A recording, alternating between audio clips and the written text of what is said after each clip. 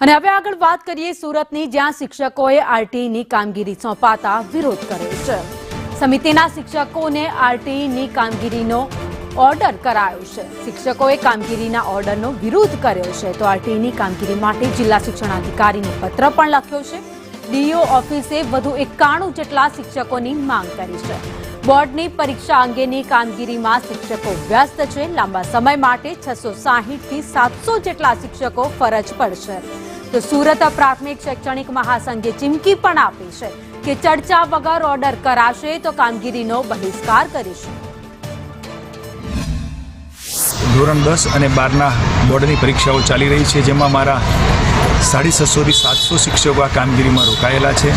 સાથે સાથે રમત મહોત્સવ અંતર્ગત પંચો અને બાળકોને લાવવા લઈ જવામાં કુલ મળીને લગભગ 500 થી 600 શિક્ષકો રમત મહોત્સવના કાર્યમાં પણ જોતરાયેલા છે। એની સાથે સાથે અત્યારે તાલીમનો દોર પણ ચાલી રહ્યો છે, તો એ તાલીમમાં પણ લગભગ સુરત મહાનગરના 300 કરતાં વધારે શિક્ષકો નિયમિતપણે તાલીમમાં જોડાયેલા રહે છે। અને આ શિક્ષકોની ગટ અને આટલી કામગીરીમાં રોકાયેલા શિક્ષકો એના સાથે સાથે હમણાં જ 2 દિવસ પહેલાં એક પરિપત્ર કર્યો કે ભાઈ 101 શિક્ષકોને આરટીઈની કામગીરીમાં જોતરવામાં આવે છે।